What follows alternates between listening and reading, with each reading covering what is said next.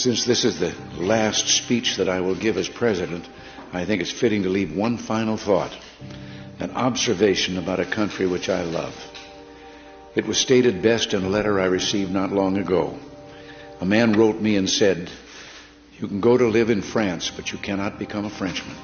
You can go to live in Germany or Turkey or Japan, but you cannot become a German, a Turk, or Japanese. But anyone from any corner of the earth can come to live in America and become an American." Yes, the torch of Lady Liberty symbolizes our freedom and represents our heritage, the compact with our parents, our grandparents, and our ancestors.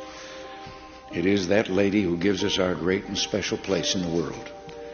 For it's the great life force of each generation of new Americans that guarantees that America's triumph shall continue unsurpassed into the next century and beyond. Other countries may seek to compete with us, but in one vital area, as a beacon of freedom and opportunity that draws the people of the world, no country on earth comes close.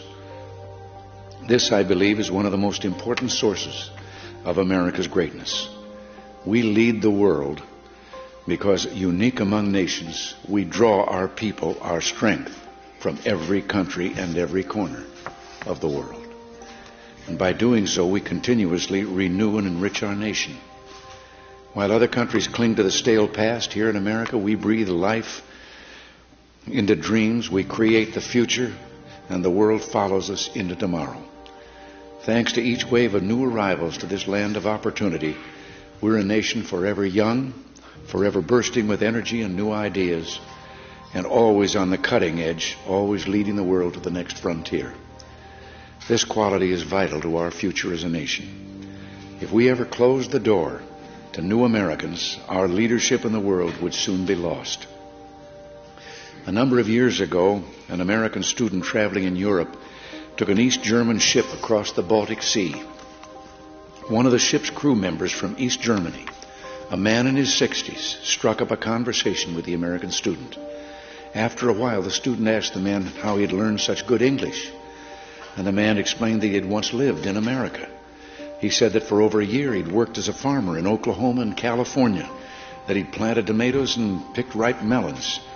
It was, the man said, the happiest time of his life.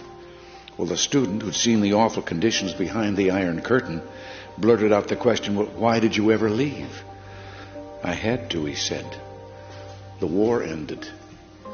The man had been in America as a German prisoner of war. Now, I don't tell this story to make the case for former POWs. Instead, I tell this story just to remind you of the magical, intoxicating power of America. We may sometimes forget it, but others do not. Even a man from a country at war with the United States, while held here as a prisoner, could fall in love with us. Those who become American citizens love this country even more. And that's why the Statue of Liberty lifts her lamp to welcome them to the golden door. It is bold men and women yearning for freedom and opportunity who leave their homelands and come to a new country to start their lives over. They believe in the American dream, and over they make it come true for themselves, for their children, and for others. They give more than they receive, they labor and succeed, and often they are entrepreneurs. But their greatest contribution is more than economic, because they understand in a special way how glorious it is to be an American. They renew our pride and gratitude in the United States of America, the greatest, freest nation in the world, the last best hope of man on earth.